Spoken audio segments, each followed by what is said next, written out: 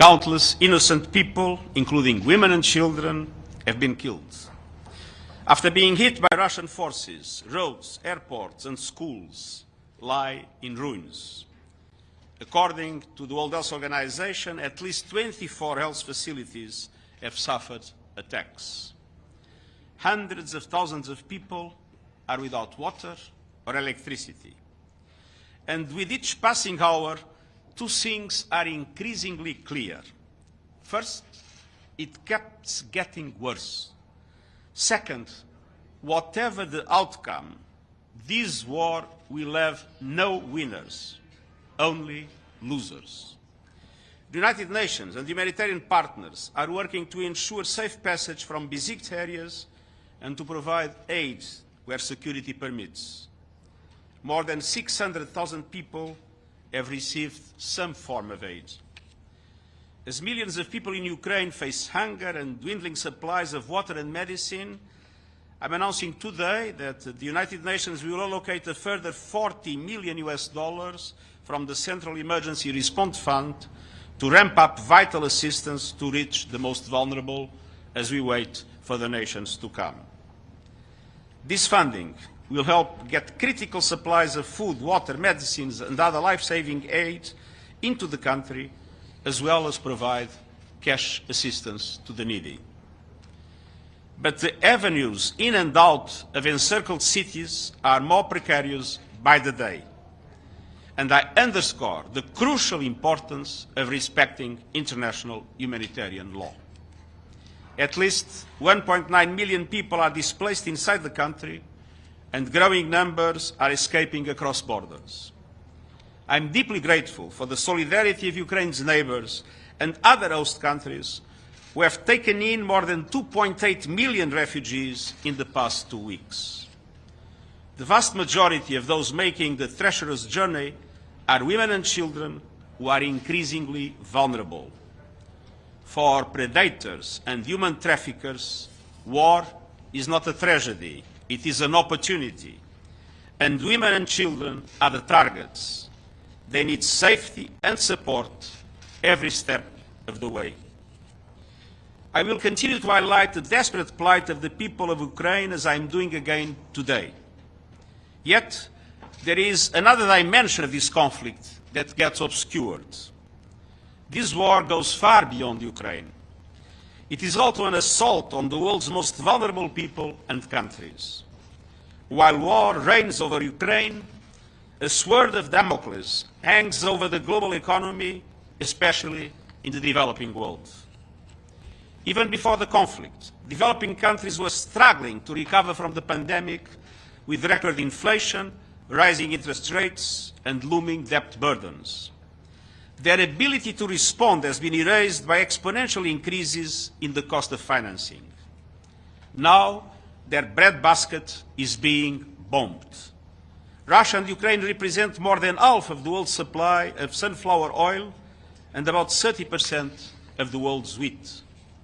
Ukraine alone provides more than half of the world's food program's wheat supply. Food, fuel, and fertilizer prices are skyrocketing. Supply chains are being disrupted, and the costs and delays of transportation of imported goods, when available, are at record levels. And all of this is hitting the poorest, the hardest, and planting the seeds for political instability and unrest around the globe. Grain prices have already exceeded those at the start of the Arab Spring and the food riots of 2007-2008. The FAO's Global Food Prices Index is at its highest level ever. 45 African and least developed countries import at least 1/3 of their wheat from Ukraine and Russia. 18 of those countries import at least 50%. This includes countries like Burkina Faso, Egypt, Democratic Republic of the Congo, Lebanon, Libya, Somalia, Sudan, and Yemen. We must do everything possible to avert a hurricane of hunger and the meltdown of the global food system. In addition, we are seeing clear evidence of this war draining resources and attention from other trouble spots in desperate need. I renew my appeal for countries to find creative ways to finance increased humanitarian and development recovery needs worldwide and to give generously and to immediately release pledged funds. My plea to leaders is to resist the temptation of increasing military budget at the expense of official development assistance and climate action. In a word, developing countries are getting pummeled. They face a cascade of crises beyond the Ukraine war. We cannot forget COVID and the impacts of climate change, in particular drought. Against the backdrop of these immense interconnected challenges, I'm announcing today the establishing of a global crisis response group on food, energy and finance in the UN Secretariat. I've also asked the Deputy Secretary-General to lead an interagency steering committee with partners to oversee these efforts. And in the coming days, we will be consulting with Member States willing to champion the actions needed to carry forward the global emergency response that will be required for this looming crisis. Make no mistake, everyday people, especially women and children, will bear the brunt of this unfolding tragedy. The war also shows how the global addiction to fossil fuels is placing energy security, climate action, and the entire global economy at the mercy of geopolitics. Finally, further escalation of the war, whether by accident or design, threatens all of humanity. Raising the alert of Russian nuclear forces is a bone-chilling development. The prospect of nuclear conflict, once unthinkable, is now back within the realm of possibility. The security and safety of nuclear facilities must also be preserved. It's time to stop the horror unleashed on the people of Ukraine and get on the path of diplomacy and peace. I've been in close contact with a number of countries, including China, France, Germany, India, Israel and Turkey, on mediation efforts to bring an end to this war. The appeals for peace must be heard. This tragedy must stop. It's never too late for diplomacy and dialogue. We need an immediate cessation of hostilities and serious negotiations based on the principles of the UN Charter and international law. We need peace. Peace for the people of Ukraine. Peace for the world. We need peace now. Thank you. Okay, we have time for a couple of questions. All right, first question, Margaret Boucher. Thank you, Secretary General. Do you support Ukraine's calls for a no-fly zone? That is a matter that, as you know, has been analyzed by a number of countries that considered that possibility as a risk of escalation that could create a global conflict. And it is based on that analysis that I think we need to be prudent, even if I understand the dramatic appeal of the Ukrainian government. Alan Bulkati. Thank you very much, Mr. Secretary General.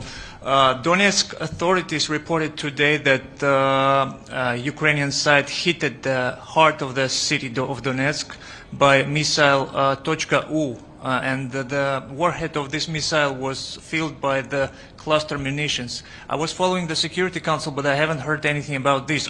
Is the UN aware of this incident? I've seen the news about this incident, and I have to say that our position is very clear. Any attack on civilians or civilian infrastructure is regrettable if accidental and condemnable if done on purpose. But let's be clear, the overwhelming majority of civilian casualties and the overwhelming majority of civilian infrastructure destructed was done in the context of the war by the Russian forces. Thank you, Secretary General. It's Pamela Falk from CBS News. You talk about mediation, but the talks have adjourned for the day.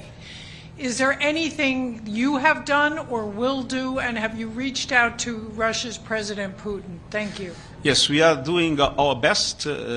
I've talked with a number of leaders that are in permanent contact with President Putin, and of course we consider that it's absolutely essential for an effort, an additional effort, to make the Russian Federation understand that this war is becoming an absolute nightmare, and to create the conditions for the war to be stopped and for serious negotiations to be put in place.